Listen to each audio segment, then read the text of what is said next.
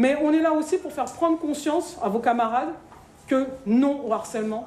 Le chiffre, 700 000 scolaires victimes en France en 2016 de harcèlement. En Guyane, un élève sur 3 avoue être ou avoir été harcelé. Ne rien dire, c'est accepter le harcèlement scolaire. Ces élèves de collège l'ont bien compris et c'est pourquoi ils ont pris le parti de parler, de témoigner. Ta mère.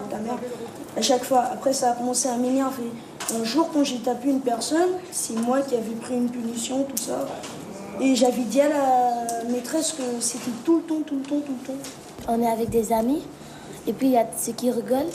Ils vont demander est-ce que tous les gamins, après, ils vont se pousser à se battre. Il faut vraiment qu'on communique, mais c'est pas que l'harceleur et la victime qui doivent communiquer. Sont l'harceleur, les spectateurs qui doivent comprendre que ce que telle personne fait, ce n'est pas bien. Des jeunes qui parlent de jeunes qui entre eux se font du mal. Insultes, gestes obscènes, menaces physiques, le quotidien pour de nombreux collégiens et lycéens de Guyane. Des pratiques aux conséquences parfois graves pour les victimes, car elles s'accompagnent très généralement de phobies et de décrochage scolaire.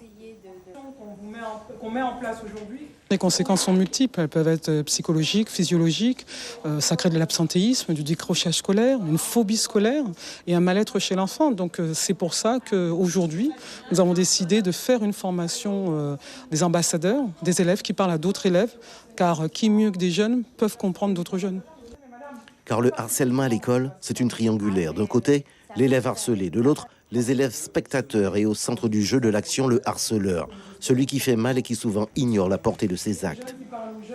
Comme vous dites, effectivement, le harcèlement, ça ne se fait pas devant nous. Dans cette triangulaire, tout le monde mérite une grande attention, puisque souvent le harceleur a été harcelé lui-même. Il se met en position de force pour ne plus être victime. Mais la victime aussi, il faut s'en occuper, il faut lui rappeler que ce n'est pas la norme. Chaque jour, on ne devrait pas donner un surnom à un élève, on ne devrait pas le taper ou lui donner, comme disent les enfants, des bicoques. Donc, pour régler le problème, pour qu'il se termine, il faut que ces trois personnes, ces trois individus, trois groupes d'individus puissent se parler, comprendre ce qui se passe pour ne plus recommencer.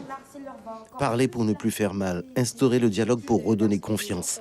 La mission désormais de ces jeunes ambassadeurs contre le harcèlement à l'école, c'est tout nouveau faiseur de paix.